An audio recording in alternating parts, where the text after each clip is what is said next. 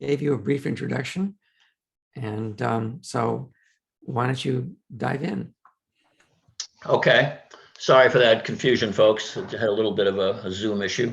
But this is Peter Carlino, and I'm going to be doing a workshop today, starting your own business, that's made possible by the TD Bank Charitable Foundation. So we'll talk a little bit about, first of all, talk about SCORE. I'm a SCORE mentor. SCORE sponsors these workshops. And SCORE, for those of you who don't know, has been around for a long time. There's 320 offices in the US, so it's a huge organization, almost entirely comprised of volunteers like myself and Whit, who was on earlier, part of the SBA, nonprofit. And we offer two things. We offer workshops like this, that we literally have many workshops covering all kinds of aspects of business, from buying and selling a business to utilizing social media, to understanding financial statements, to lots and lots of other topics.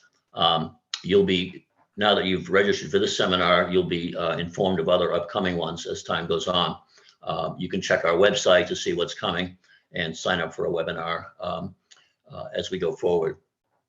If you're interested in a mentor, SCORE mentor, there'll be information at the end of this telling you how to sign up for a mentor. And of course, the services are all free. And we would certainly, we work with all kinds of clients. So if that interests you at all, you'll have the opportunity to do that. So this particular seminar today, this workshop, is going to be about starting a business. And what it's really about is knowing what the key things are that you need to be thinking about. So we'll talk about lots of different aspects of starting a business. And some of them may not necessarily apply to your situation directly, and undoubtedly others will. But really the idea here is to expose you to the types of things you should be thinking about, the types of knowledge that you should have and preparedness you should have for going into business, and just understanding some of the things you can do to minimize your risk. So that's really what this is about. And as I mentioned earlier, there are in-depth workshops available on any of these topics I'm going to be talking about, such as financial statements, value proposition, things like that. There are some in-depth workshops on that. So I encourage you to ask questions either through your audio or by putting something in the chat space. I'll be checking the chat space after pretty much every slide, just to make sure that if anybody has a question, that I address it.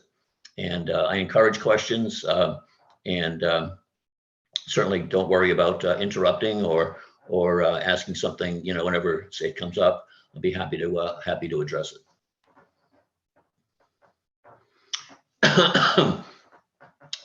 So one thing I'd like you to do, if you can, is to maybe take a minute and into the chat window, let me know who you are. Talk about your business. Where you are in the process. Is it still an idea? Are you starting a business, or are you already in business?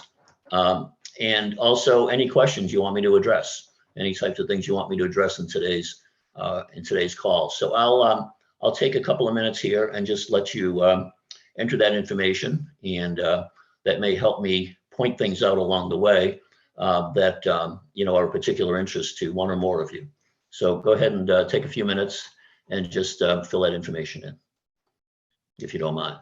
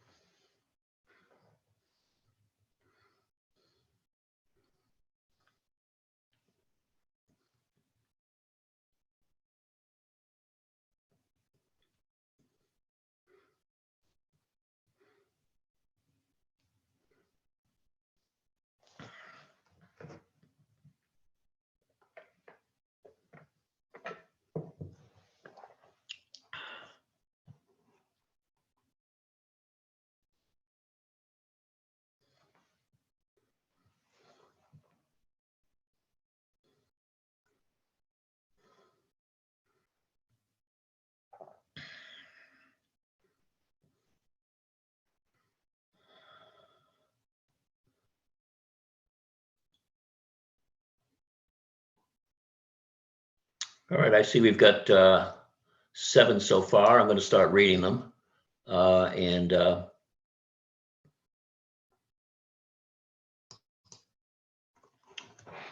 Let's see.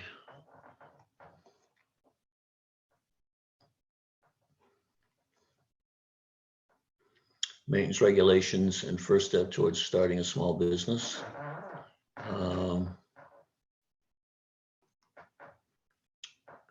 Located in North Carolina. Oh. How to incorporate. Sensory-based childcare center for young children. Wow.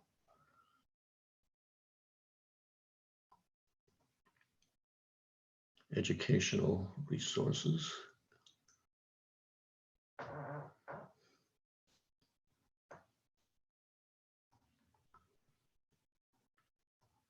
All right, very good. Good, a good selection of topics we can cover, and of course, if I get to an area that you're particularly interested in and I haven't covered it adequately, again, feel free to ask a question at that time. So thank you for doing that. So we're going to talk first of all about myth busting with entrepreneurship, and then we'll talk about what a value proposition is, how to set up your business, which I know a couple of you asked for, how to incorporate, testing your idea, basics, financial basics, just things you need to know as the owner of a company in the financial world. What is a business plan and do you need one? And finally, resources, places you can turn to for more information and also potentially some funding. So there's a lot of myths associated with starting a business. I think most of these are self-evident in terms of why they're myths. But I guess it's important to think about, starting a business is not necessarily an easy venture, and there's no real clear path toward getting tax breaks or not having to work as hard or anything else. It's hard work. It depends on you executing your idea and successfully implementing the strategy that you put together. So just quickly, myth number 1: all you need is a good idea. Again, it's not about a good idea. It's about a successful business. Starbucks and Domino's did not invent coffee and pizza, but they had a pretty good idea, and they executed really well to build their very large businesses. You don't have to work as hard. Of course, that's not true. Wherever you're working now, whether you're working in a corporation or whatever, there's nobody to turn to when you have your own business. So if things come up, you need to fix them. You're the one in charge. It's your potentially your money at stake. And so sometimes you have to work very hard in a small business to get it off the ground. You can deduct everything and not pay taxes. Not true. You certainly can deduct business-related expenses, but if you're making a profit, you're going to pay taxes. You don't have to report to a boss. Really a myth, because even though you may not formally have a boss, you may have investors. You may have a bank looking over your shoulder if you're borrowing money from a bank. They don't just give you the money and walk away. They stay involved. You have customers. You have other people that you really need to keep happy if you're going to keep your business successful. And you only get to do the work you want. Well, it's really the opposite. You need to do everything at some point in time. You need to be involved in pretty much everything in getting a business started. Over time, you can hire people and delegate certain things, but certainly at the beginning, you need to be aware of everything going on in your business.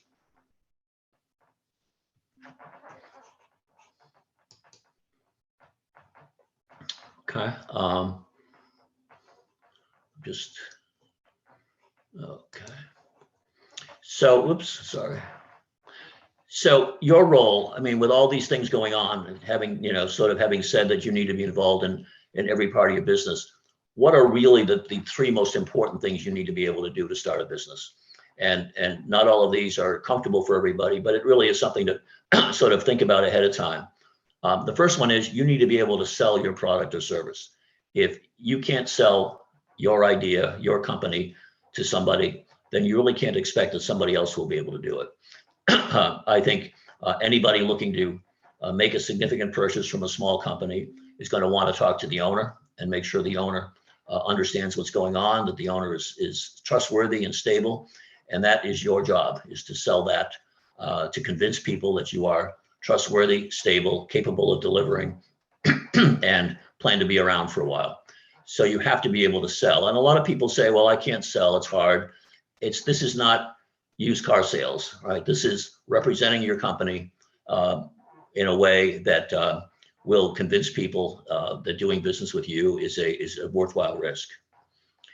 The second thing you must be able to do as an owner is understand the basics of financial statements. Now, again, this intimidates a lot of people. This is not necessarily CPA level understanding, but rather, what are the key metrics that you should be looking for to make sure your business is on track? And, the analogy I might use is, none of us are, well, I don't think any of us are doctors, but we all sort of are aware of what a good cholesterol number is, what a good heart rate number is, and maybe some other things like glucose or things that may be specific to your particular health. But when you go to a doctor, they measure hundreds of things when they do blood and everything else, most of which you have no idea what it's about. But you do know the key things that you have to keep an eye on, and that's kind of the same thing in running a business. You can hire great people to take care of your books, to do all of the financial calculations, etc. But you need to keep your eye on a couple of things and make sure that your business is doing the right thing. Certainly, I've had more than one client say to me, I've never sold more in my life. We had a record sales month last month, but somehow we lost money. How did that happen? And we'll talk a little bit about that more at the end of this presentation. But understanding what's going on in your business is very important. And finally, you must be able to raise the funds needed to get the business to break even. So there's certainly a startup cost to every business, whether you're renting a facility or buying inventory or getting things prepared, getting permits, etc.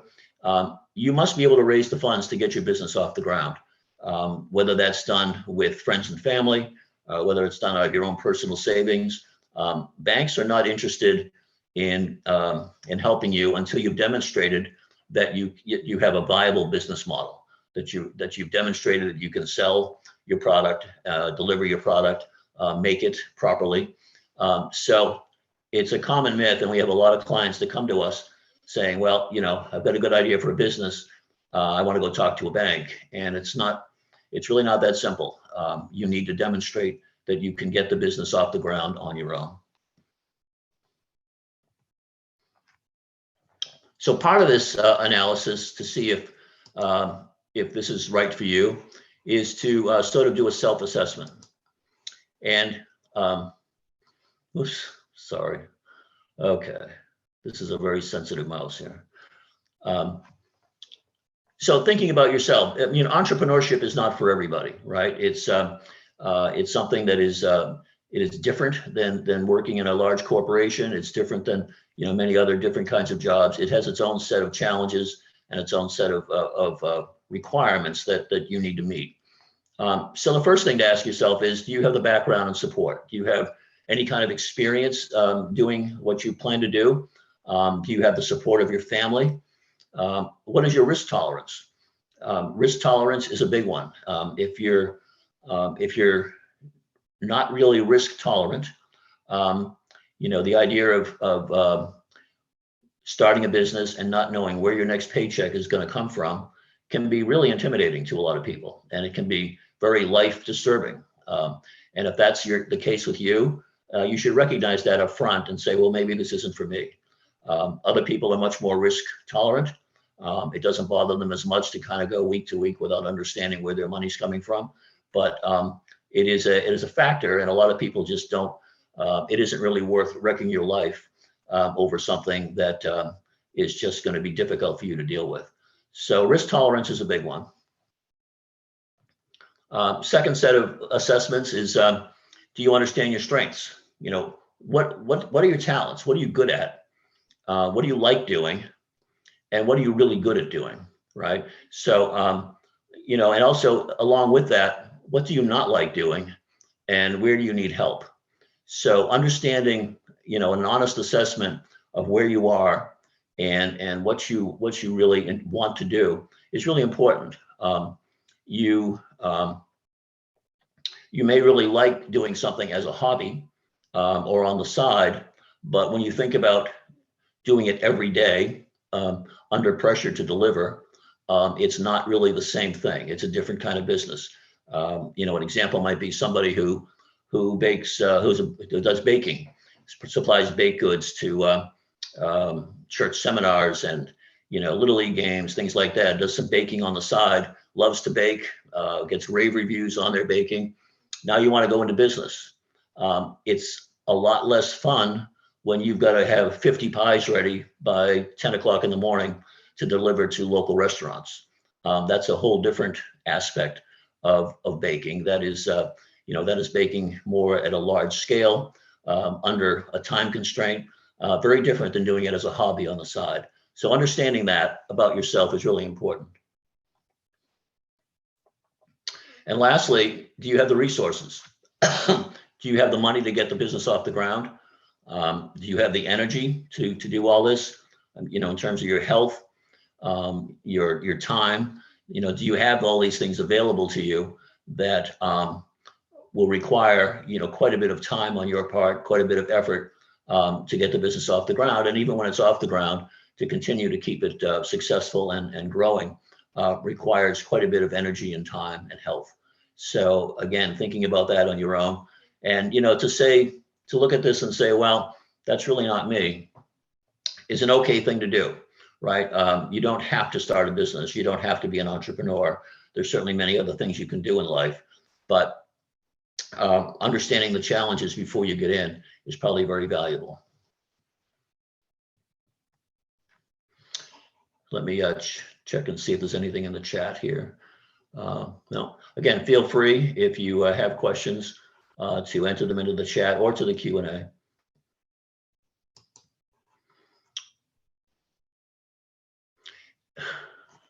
So the next thing to ask yourself is, and this is really important because this is what a bank is going to ask you or what a partner is going to ask you, what are you bringing to the business? What are you providing to get the business off the ground?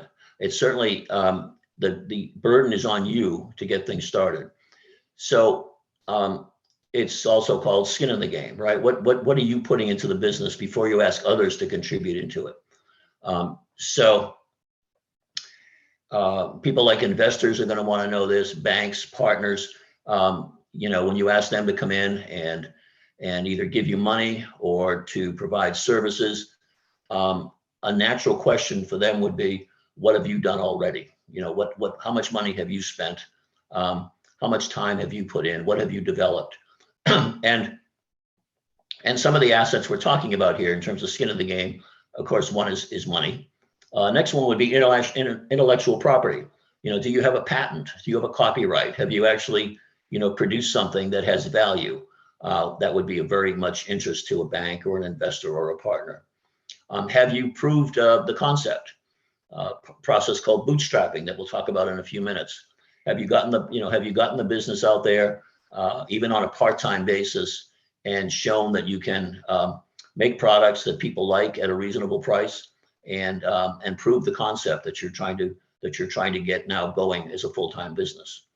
And do you have strong, relevant experience? So if you're if you're a chef at a restaurant downtown and now you want to start your own restaurant, that's strong, relevant experience, because a bank or an investor would look at that and say, well, there's a good chance this person's well known. There's a good chance that when this restaurant opens, there'll be a lot of customers coming just because they know about this chef's background, and they would come to your new restaurant. If you're a hairdresser looking to go off on your own, or a lawyer, the same thing. You've got clients, they like you, you've done a good job for them, they will follow you to your business. So that's value, right? Because you're bringing you're bringing customers, you're bringing revenue to a business on day one that maybe somebody else hasn't.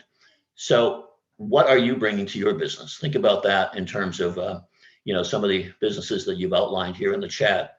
What are you bringing that can help get the business off the ground and really be your skin in the game? So next we'll talk about value proposition.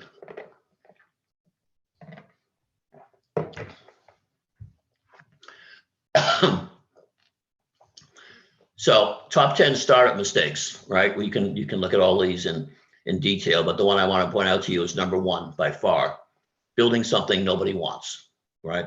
So before you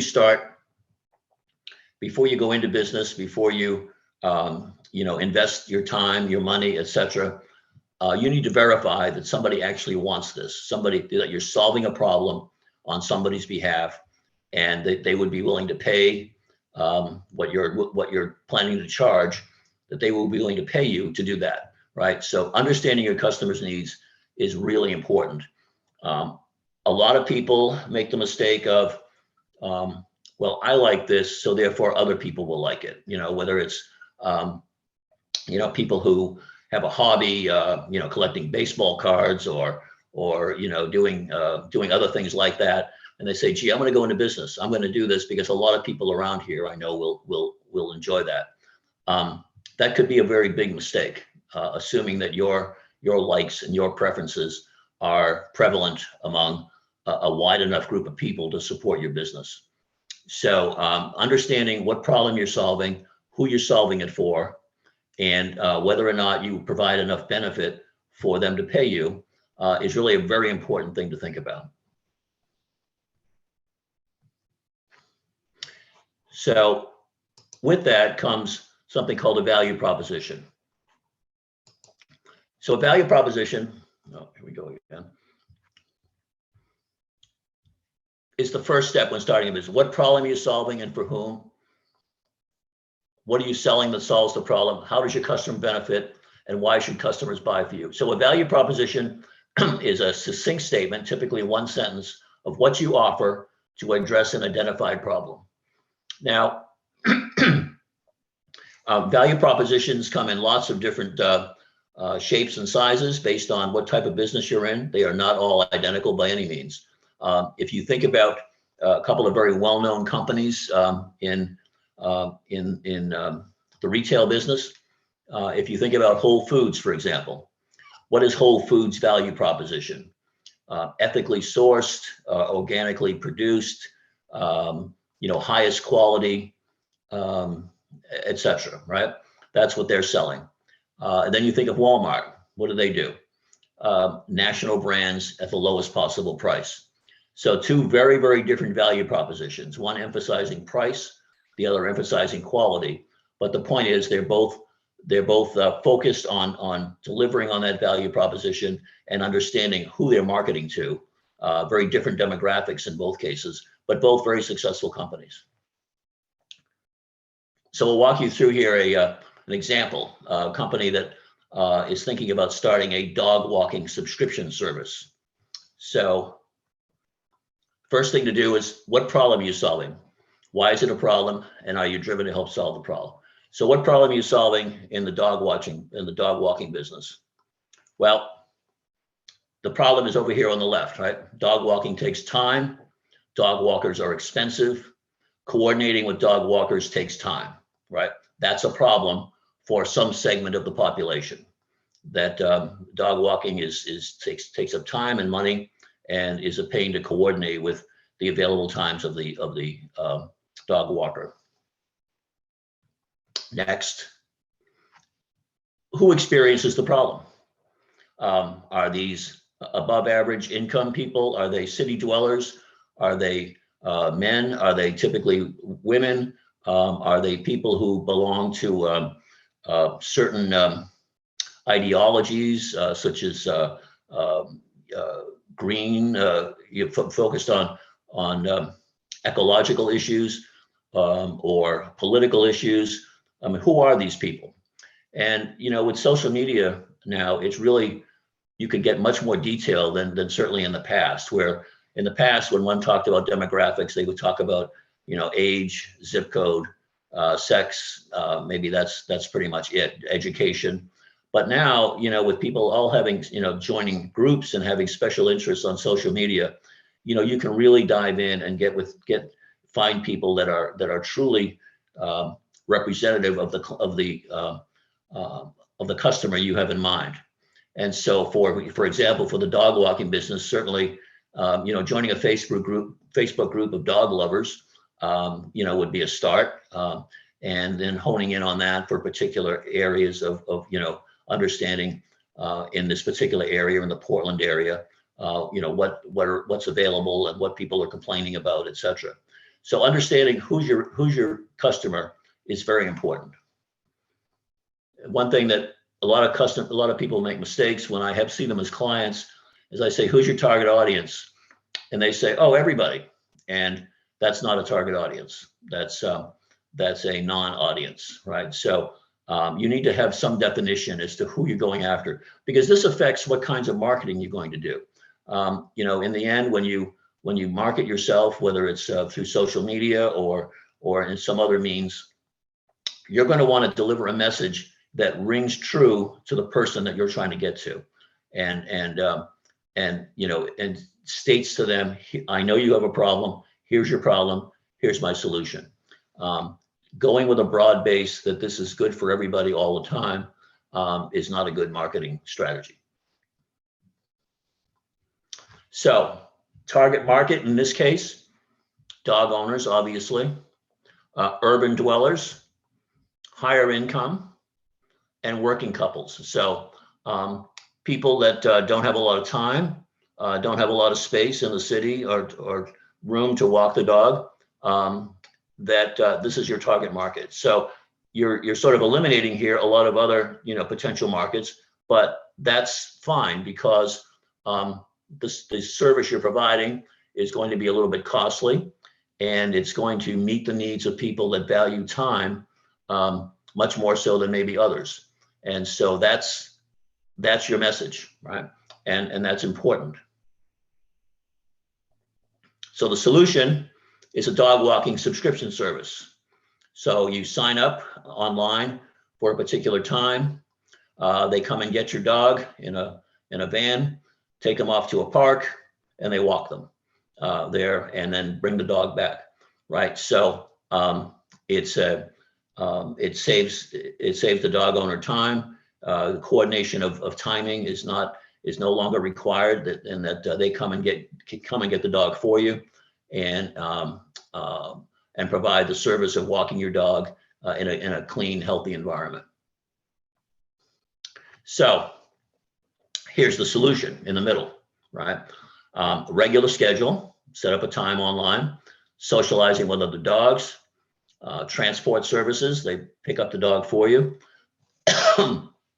Price-wise, it's a premium price for a premium service.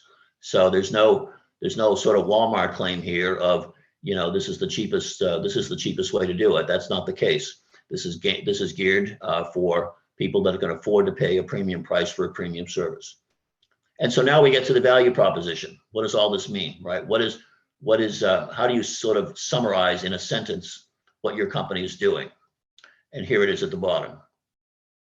For busy urban professional dog owners, our full service dog walking ensures your dog's needs are met while saving you time. That's a value proposition. You point out the benefit to the customer, and then how you're providing that benefit. That's really what's important. So if you think about that with your business, try to come up with this type of sentence, right, that addresses who the target market is. You can see right there for busy urban professional dog owners, what your solution is, full service dog walking, and then what's the benefit to you? Needs are met while saving you time. That's a value proposition. And it's really important, because every business should be sort of summarized, in a sentence. Somebody says, what do you do? Tell me about your business. You should be able to state it as succinctly as that statement there, and emphasizing the benefit to the customer, who the customer is, and what your solution is. Any questions? Let me see. Let me look and see. Nope. Feel free if you have any questions. I see a few more people logged in with their information. I'm just going to check it really quickly here.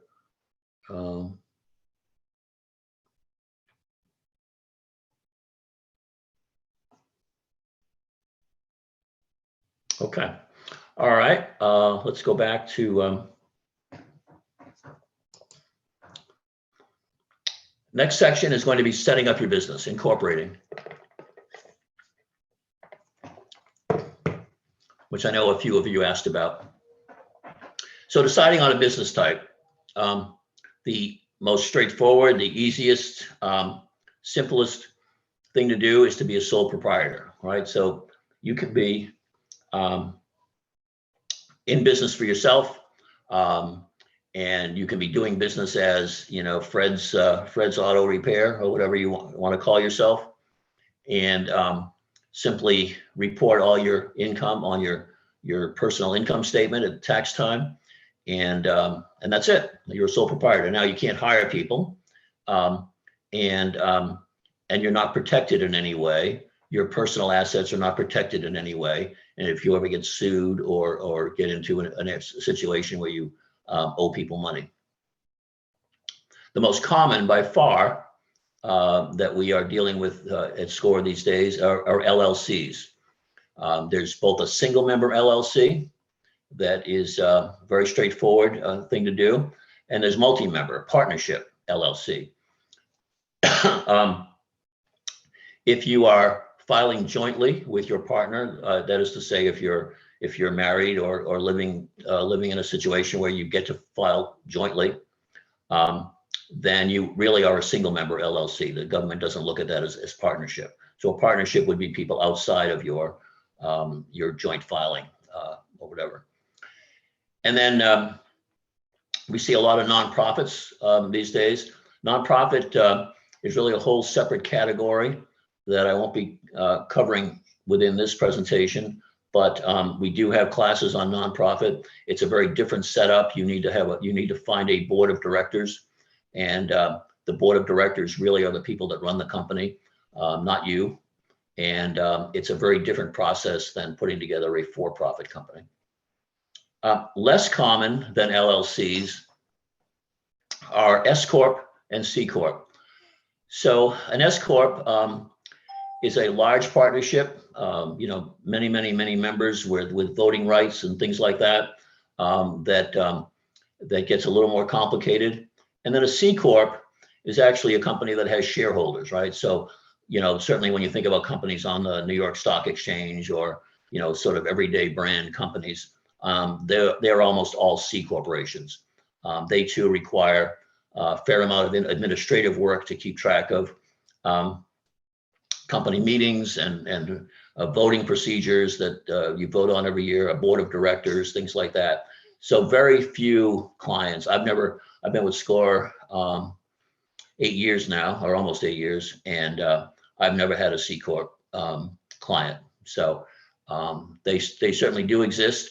And if you start out as an LLC and you find that your business has grown like crazy to the point where you want to become an S Corp or a C Corp, you can switch at any time. So certainly starting out as a small business, maybe by yourself or with a partner, chances are the LLC is the best fit for you. And then, as I said, if you grow, you can always consider something else down the road.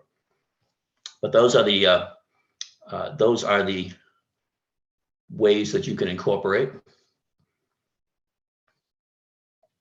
So let's talk about LLCs for a minute. An LLC, and by the way, any SCORE mentor can help you with your LLC process. If you are, especially if you're a single owner LLC, you don't need to hire a lawyer. You can work with a SCORE representative. There's a filing fee with the state, but you can get it done quite easily with a SCORE mentor. I personally have done probably 100 of them, and I know a lot of other of the mentors at SCORE have done equally as many. So one of the things you need to have is an operating agreement. Now, an operating agreement, even in a case of a single owner LLC, defines what's going on, right? How's the company going to operate? How's the company going to go get cash if it needs cash down the road? What if somebody leaves the company? How are they compensated when they leave the company? And so it can get a little tricky when you have partnerships, right? If you have a partnership, a multi-member LLC, you really should employ a lawyer to just make sure you and your partner and understand all the what ifs, right? You and your partner start a business, and what if your partner wants to bring in a third partner, thinks they'll be very valuable, and you're not so crazy about the idea. So how do you resolve that dispute? That would be in the operating agreement, and that would be there up front.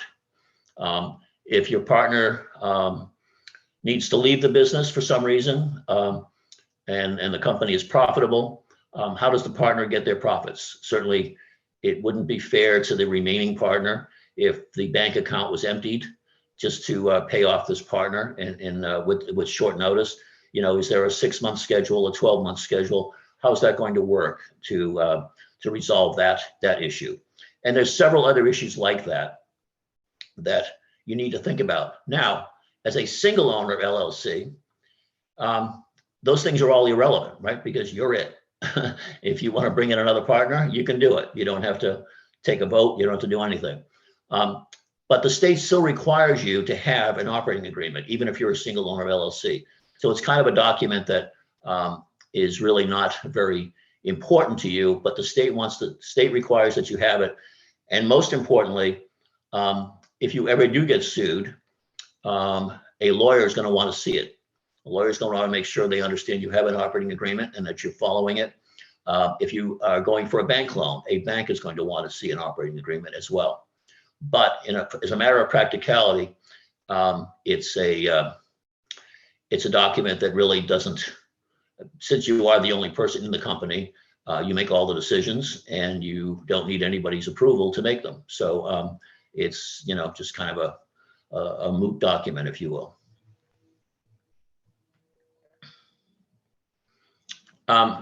So picking, as I mentioned earlier, picking what kind of business type you have, does have, each one has advantages, disadvantages. And again, for the vast majority of our clients, it's LLCs, right? That really seems to fit small entrepreneurial people just getting off the ground. You can get advice certainly from a SCORE mentor, as well as a lawyer or an accountant. And the bottom bullet also, if you're considering a nonprofit, that's a whole different process and can take quite a while to get approved and put together. Typically an LLC with the state, if you file an LLC, it comes back in about 2 to 3 weeks with approval. And then you can use that LLC name and get your checking account with the LLC, a bank account, and get your IRS number as well. So you can really get in business pretty quickly.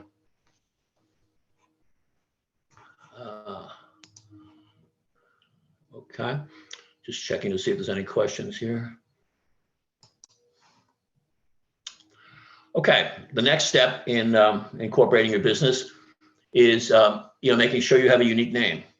So there's an online registry where you can enter your name and see if it's taken or not.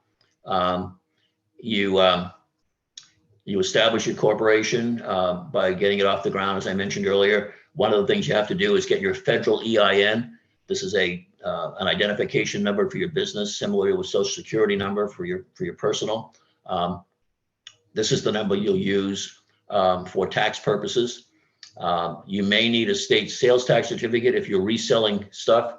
So if you're reselling goods as part of your business, then you want to get a sales tax certificate because you do not want to pay sales tax on the item. You will charge sales tax when you sell it, but you will not pay sales tax when you buy it.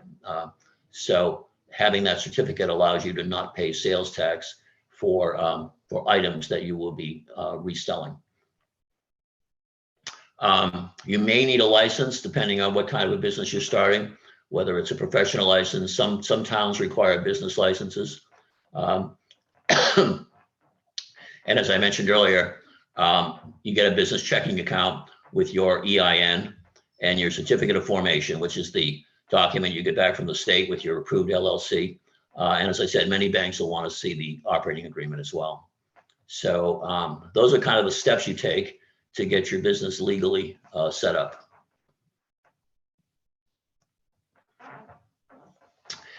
Another area to be thinking about is regulations.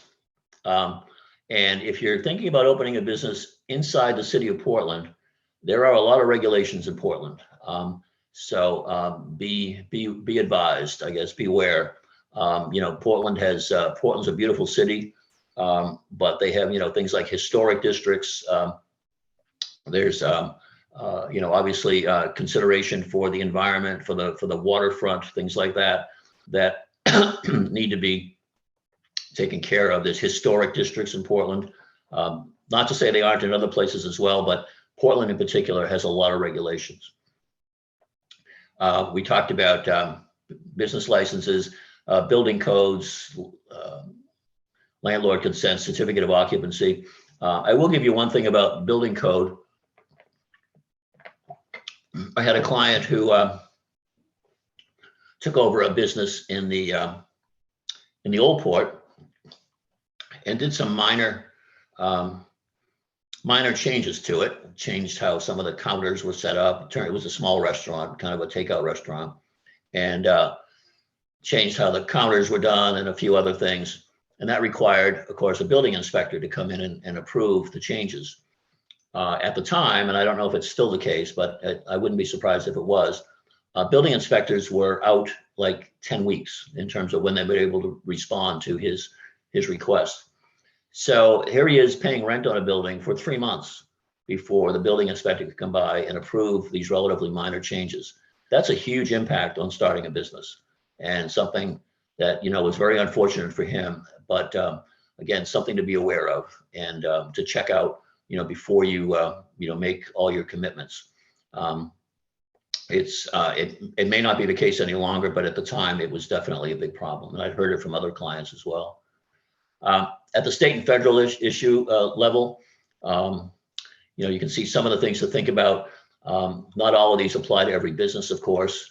If you have a payroll, doing IRS and Social Security withholding, charging sales tax, being aware of labor laws if you have, actual employees working in your facility, American Disability Act and fire safety considerations if you're running a retail or place where people are going to be expected to come in and out, and any business licenses that are required at the state level. Typically, they're not, but again, something to at least keep in mind.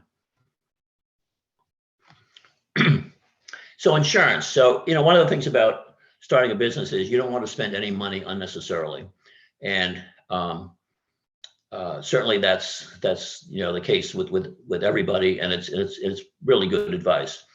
But don't overlook things that are potentially very important, and insurance is one of them. Again, depending on your business, but if you're in a business where you could be sued for liability, if you're doing construction work or preparing food or things like that may have a risk of you being sued at some point. Understanding, getting general liability insurance isn't that expensive. And as an LLC, it's even a little less expensive than it would be if you were on your own. But getting that general liability insurance may be something for you to think about, at least when you get started. A lot of these others, you think about down the road as you grow in terms of, loss of income, liquor liability, if you have that, workman's comp, motor vehicle. These are things that as your company grows, you may need to think about. But right up front, property insurance, if you own property or even rent property, if that's where your business is taking place, ensuring that against fire and against theft and things like that. Security bonds, if you're doing work that requires posting a bond, such as construction, things like that. But general liability is generally the first one that most of my clients at least consider. Again, you don't have to have it if you're in a business where you're unlikely to be sued. you're providing consulting services or something, then it may not be an expense that you need to have. But again, keep it in mind, and it's especially as you grow, you're going to need to think more and more about insuring your assets. So in general, along that same theme is having a team of professionals, right? Again, this sounds expensive and it sounds complicated, but it's not. For you to have a mentor, certainly a score, that's easy, that's a freebie.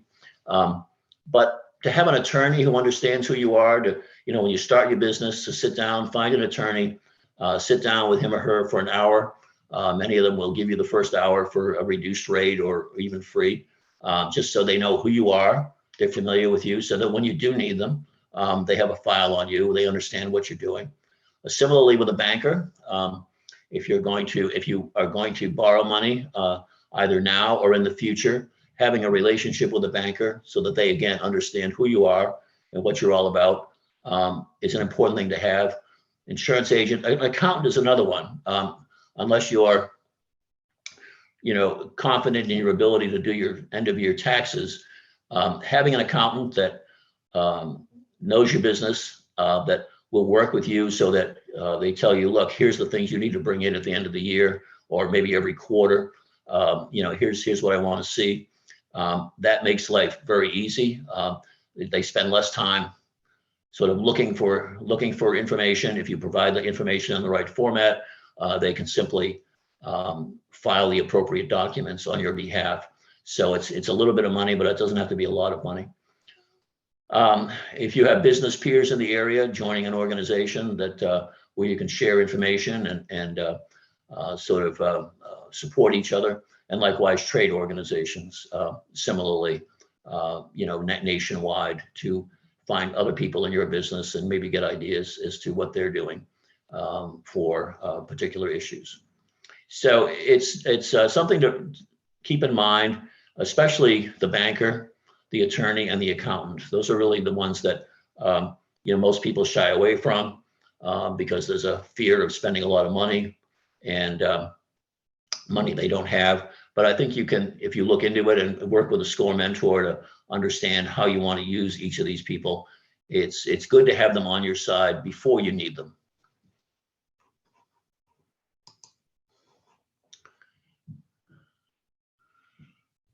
Okay, so here's a question. I have health insurance with my employer, not planning to quit job until I am earning. Good idea. Will I need health insurance initially?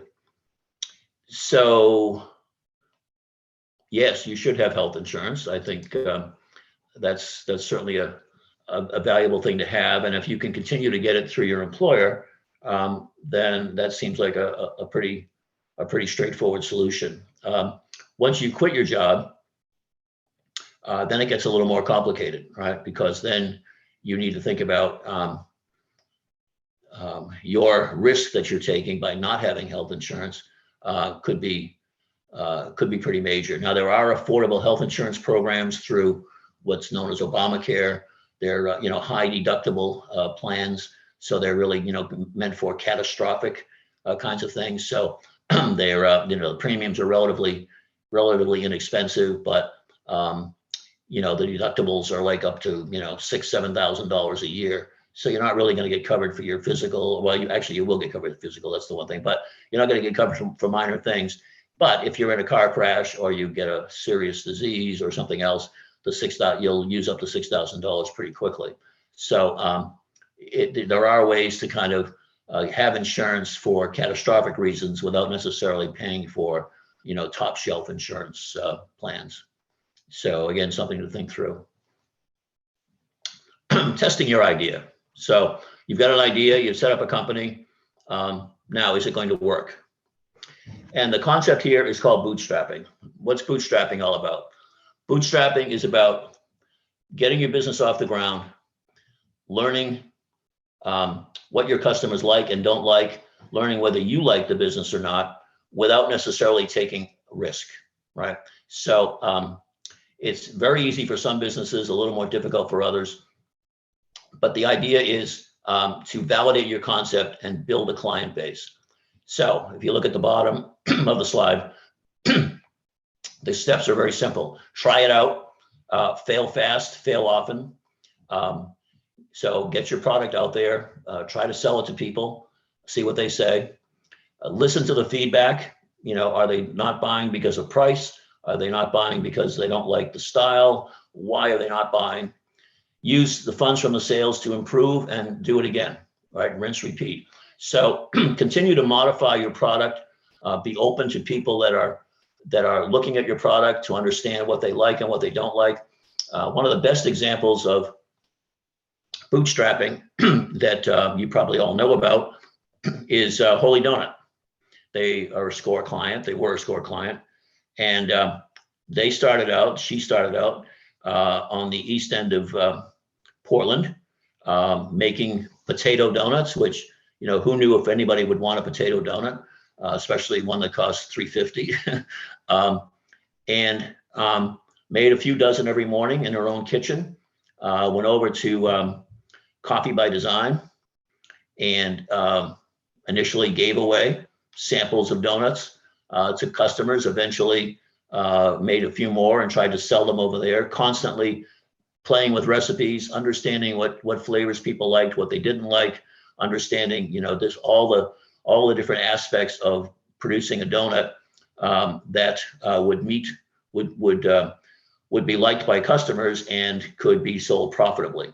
So that iterative process of get out and sell, fail fast, fail often, try a new flavor. People don't like it, fine. Go on to a different flavor, try something different, modify the recipe as necessary. But needless to say, they have built a very successful business, and they started out doing a couple of dozen a day, made in somebody's kitchen in the east end of Portland. So that's kind of what bootstrapping is all about. Trying to figure out if this business is going to work and whether you like doing it. So how do you do bootstrapping? Well, one way is to moonlight, which a couple of you have mentioned, I think already. Keep your job, use free time to build your business, right? So, can you do things on the side, whether it's nights or weekends, to start your business? Maybe you're starting an online business, and it's something you can do in your free time. Or you maybe on weekends you can do things, you can do projects. If you're a carpenter or a painter, you can take on projects on the weekend. Another way would be subcontracting. Work with a partner who's already in business and help them out. Do certain things that will support the existing business. You can learn a lot from your partner who's in business by working with them, understanding how they price, how they do things in their marketplace. So this is an ideal one. For example, if you are say a carpenter or a plumber, going to work for a general purpose for a builder, A, gets you some work on the side, and B, lets you sort of inside the business. How does this work? Who are the suppliers? What kinds of discount rates do I get by ordering through a supplier, et cetera, and understanding just how that business works before you're going off on your own to be your own building contractor. Product placement. If you're an artist, for example, feature your product in a public place, a consignment store, a cafe. You've probably all been to cafes or restaurants that have art on the wall and it's for sale. And so product placement is a really good idea for things like artists, where you can get your name out. You can get a lot of people exposed to your talents, and again, get some sales and understand what sells and what doesn't. And then special events. Again, if you're doing baking or you're making wool scarves at wintertime, can you sell them at church or school affairs or other sort of holiday events or things like that. So the idea is to keep your job and to understand whether the idea you have and the target market you've chosen, whether that is correct or you need to make some changes. And you're always looking necessarily to make changes to fine tune your idea, not necessarily do a pivot, but to fine tune your idea so that you really understand, you're serving the needs of your customers.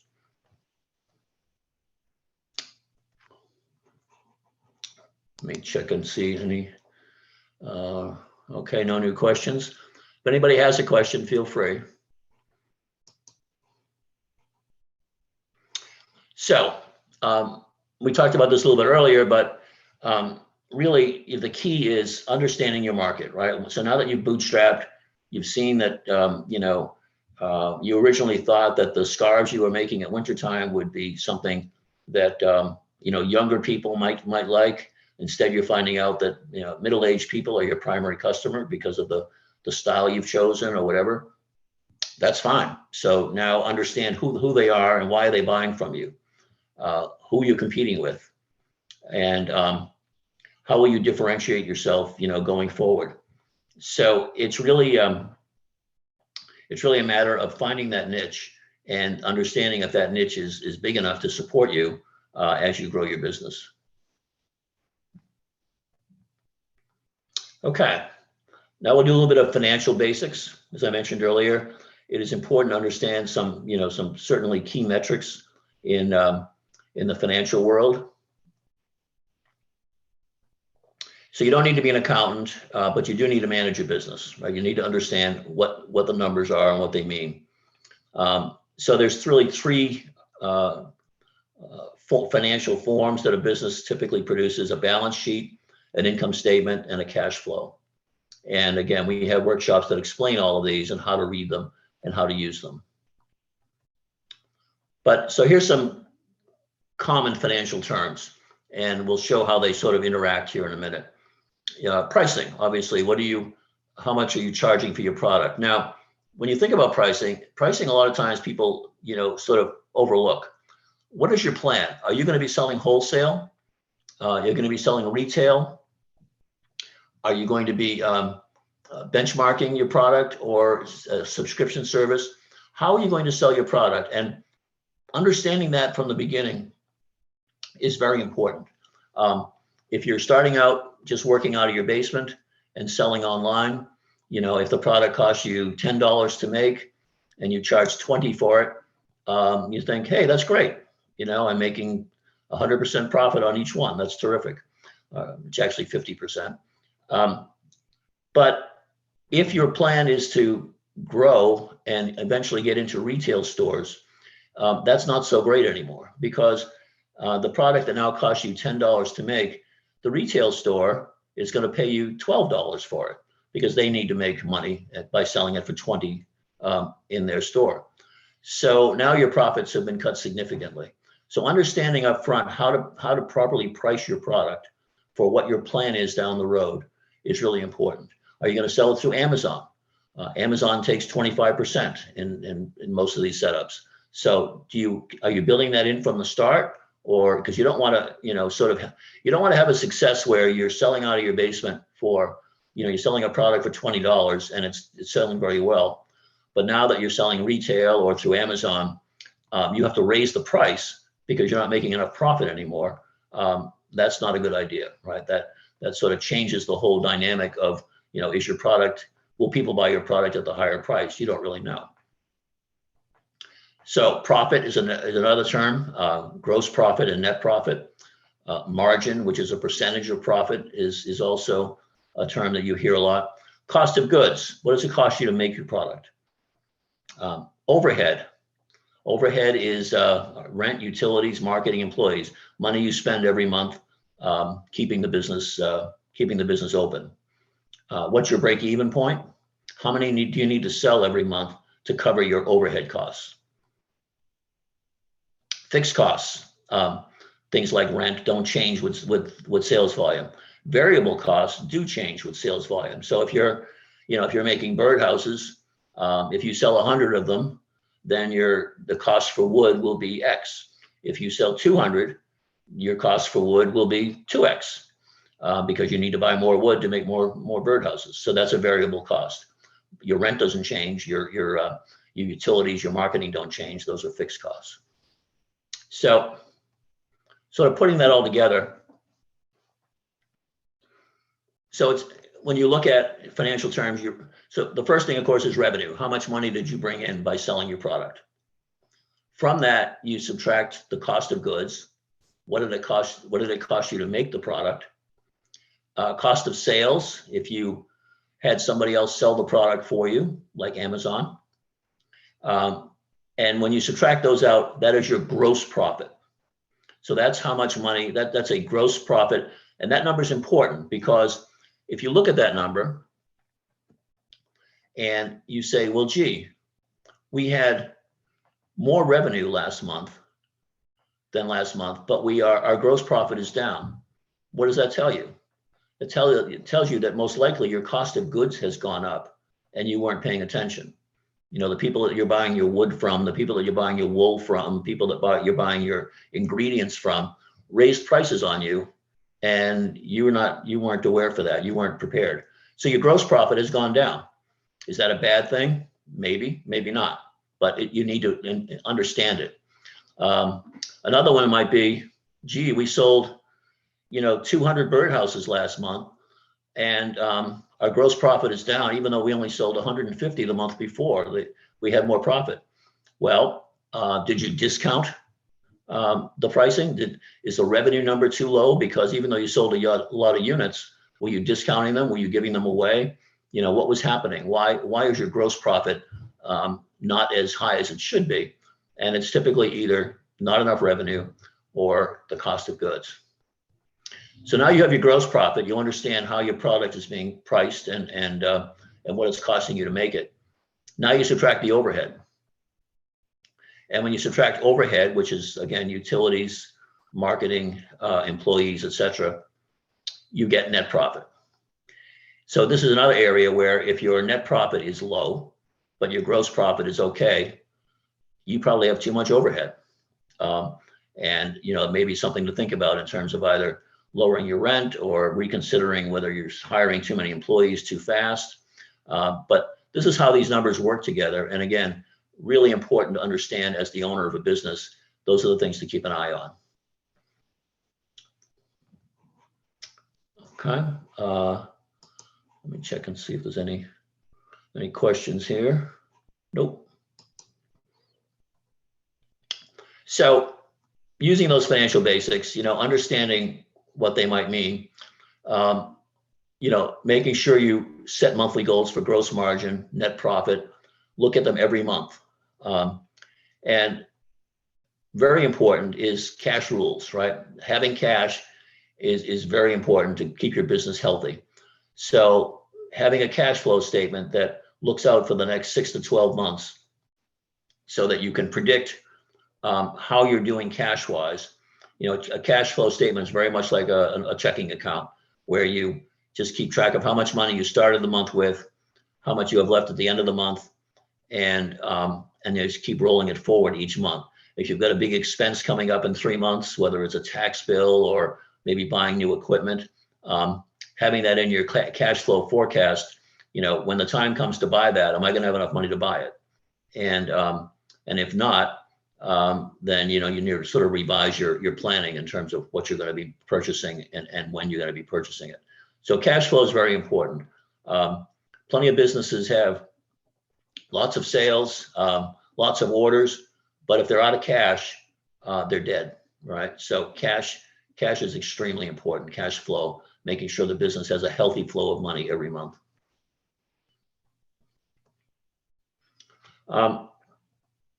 Another thing to keep in mind, most people think that when you start a business, you're starting at zero, right? But you're really not. You're starting in the negative because, as I mentioned earlier, you may have to buy inventory. You may have a few months rent that you've already paid in order to get your facility ready. You may have done some marketing, had some marketing expenses to get off the ground, etc. So when you're starting a business, you're really below zero in terms of your net worth.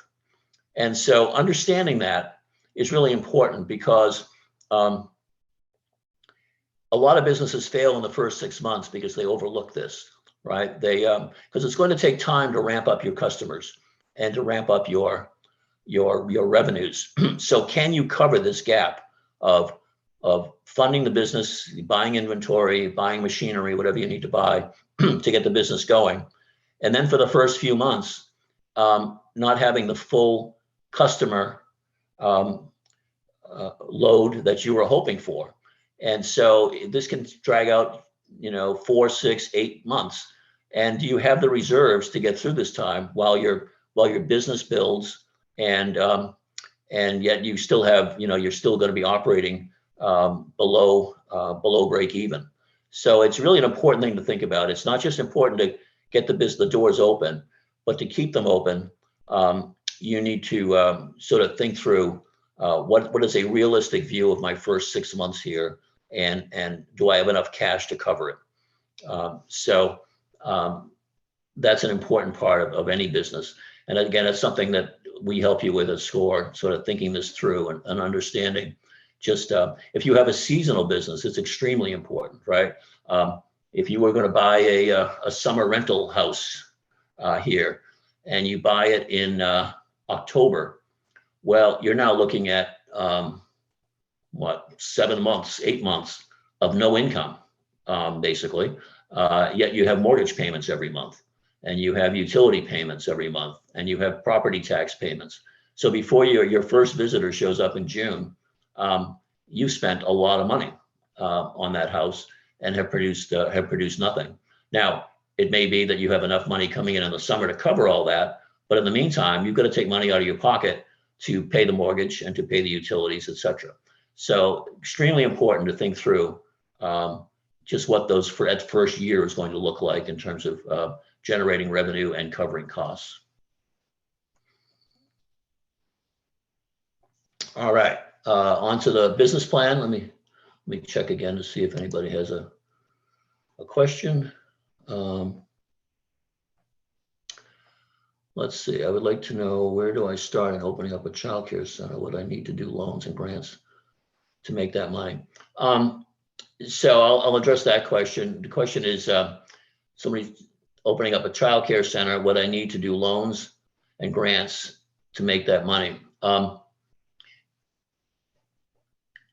So yes, you would probably need loans. If you're starting a childcare center and you plan to own the building, then you would probably get a loan to purchase the building, like a mortgage, and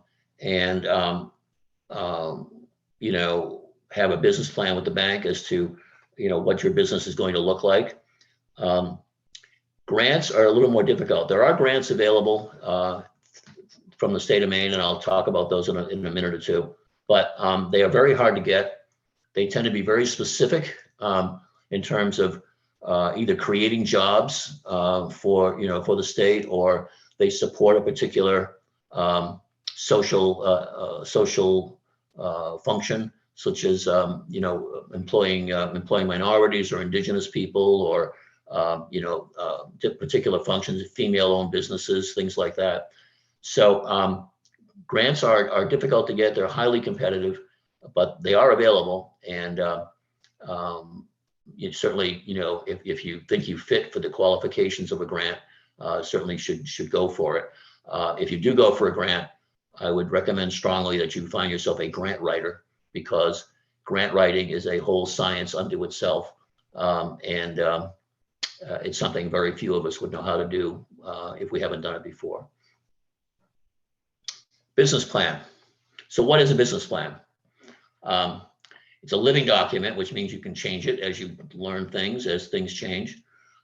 You document your visions and goals in, maybe 4 to 30 pages, right? It doesn't have to be a term paper. It doesn't have to be something big and complicated. Really what it's about is telling your story. What are you doing? What's the problem? What's your solution? Who's in the market now? What's the competition? What do your financials look like in terms of your projections, in terms of cost and sales? And what's your business model? How are you going to sell the product? How are you going to service the customer? One thing to keep in mind with a business plan is, if you're going to a bank, for example, or go looking at an investor, it'll be read by a knowledgeable, skeptical person, right? These people read business plans all day long. And so it's pretty easy for them to spot inconsistencies or things that just don't pass the smell test. So don't fake it. put as much objective data as you can into the plan in terms of, if you want to do a market analysis and, put in data that you get from the US Census Bureau as to how many people live in this area that own dogs. You can get all that information and it's all good data. And so that's objective data. And then secondly, state your assumptions, because there's always assumptions in a business plan, right? It's not all facts. Your assumption in terms of how many customers you'll have, what kind of market share you'll get out of the, out of the existing market, et cetera. So it needs to be a document that tells your story, why you're doing this, why you think you'll be successful, and what are the numbers you have that help back it up. So why write a business plan? We often get clients, I get clients come to me all the time that say, well, I have to have a business plan. And I say, why? What is the purpose of it for you? And, certainly if you're going to a bank, you have to have a business plan. There's no question. If you're going to have investors or partners, they're going to want to see your business plan quite, almost certainly. Maybe your first your employee or some key employees down the road, if you're trying to get somebody to join your company who's a senior person somewhere, they're going to need to be convinced that you have a good plan in your business. Business partners may or may not want to see it.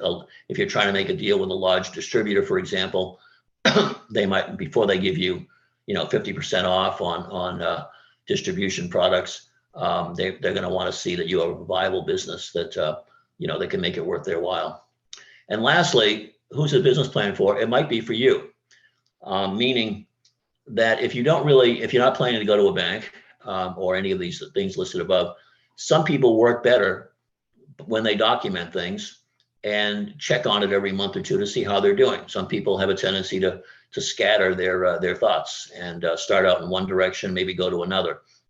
So if it helps you to sort of achieve discipline in making sure that you stay on track and that you're meeting your goals and your vision for this business, then go ahead and write a business plan for your own use. That's fine. If you don't need that, if you're the type of person that wouldn't make use of this document and thinks they can sort of manage their own fate going forward, then you don't need a business plan. So the business plan isn't a requirement, but it's only a requirement if you're looking for outside help and outside involvement. Some people are not requiring that and others are. And so it's really that simple. Okay, so finally, kind of looking at the process here that we just talked about, what's the problem you're trying to solve? Who has the problem? What's your solution? What's your value proposition? That is to say, why should somebody buy from you? You got to test that value proposition through bootstrapping, measure it, tweak it through bootstrapping, and then go back and make sure you're still solving that problem, or maybe you're solving a different problem. And to understand, all the things that go into it, the business plan, financials, et cetera. So this is kind of the methodology that you should be thinking about. It's an ongoing process. It's an iterative process, which is why your business plan may change on a monthly or quarterly basis because you're learning as you're going, and that's fine. All right. So in conclusion, starting a business is a lot of work. It may not be for everybody. You have to know your market and know your customers, and learning and adapting is really what it's all about. Staying on top of things, making sure you understand your costs, making sure you understand who's buying your product and why they're buying it, is vitally important. And finally, some resources here. So Score Portland, southernmaine.score.org. You could go there and ask for a mentor easily enough. It's right there on the first page to request a mentor, and you would get a mentor set up with you and to work with you free of charge. The Maine SBDC is another organization, a little bit like Score. They do provide some mentoring services. They provide help with business plan writing and and some of those areas. So we work together with them, but they're another very helpful organization. CEI is an organization that provides some degree of funding for certain projects. The main SBA is, we work, of course, we are part of the SBA. We work with them for loans. We work through a bank, and the main SBA sometimes will back up a bank and guarantee money for a bank to take the risk out. And so SCORE does a lot of SBA loans using the bank and SBA. Finance Authority of Maine is another organization where there is funding available. However, they tend to look more at companies that are already developed and are going to the next stage. Tend to be more, not necessarily for startups, but a little bit more advanced companies. Maine Chamber of Commerce. The state of Maine has a business portal, as you can see there. And Branding Compass is a company, it's a private company in Portland, that has a facility where I think the fee, last time I checked, was $99. And they ask you a lot of questions. You go through online, you go through answering questions. And what they do is they sort of come out with a suggestion based on your interests, how you want your business positioned, all the questions that they ask you. They come out with suggested coloring, logos, fonts, things that would help you sort of develop the identity for your business. So a lot of people are really very, this is an area where a lot of people really don't know what they're doing. And you don't need to necessarily hire a big time marketing firm or a graphic artist, at least to get started. These guys have a very efficient way and very inexpensive way of working with you, understanding what you stand for, what you want your company to stand for, etc., and suggesting colors, fonts, styles, things like that. So a very useful resource. Here's some of the main funding sources. So as you look on the left, how are you funding? Number one order of funding opportunities, personal savings, right? If you have, you need to come up initially with some of the money to get skin in the game, to get the business started. And that could involve borrowing from friends and family if necessary. And then grants and competitions. There are some of those around. There's a Project Greenlight, I believe, is a TV show that has competitions for startup businesses. Crowdsourcing, we didn't talk too much about that. This is Kickstarter. These have become very, very competitive, but they still are effective for some companies. If you have the right kind of product to put that online and try to get a crowdsource. Loans, as you can see, is really in 5th place. So harder to access than some of the others. And then finally, venture capital. There's really not a lot there's some venture capital in Maine, but not a lot. And then on the right here, we have a chart that talks about each of the categories: grants, loans, and venture. And who some of the providers are in that area. So the first group is specific business types, which depending on, for example, MTI, Maine Technology, is obviously technology oriented. And some of the others are very specific in what they offer. Any business can apply for these on the bottom. The SBA microloan program, FAME, I mentioned, Launchpad, Greenlight Maine, etc. So there are some funding sources around that are providing loans and grants, and good to keep these in mind as you go forward. Okay, thanks for attending. You're going to get a survey in email, and please fill it out. We pay attention to feedback from clients, and we want to make sure we're doing a good job. If you want an appointment with a SCORE mentor, as we mentioned, if you're not in Southern Maine, these are the web addresses for Central and Northern Maine. So if you want somebody more local, feel free to use those web addresses as well.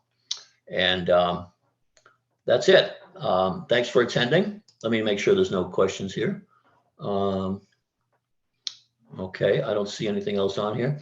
All right, well, thanks for attending, everybody, and I hope it was worth your while.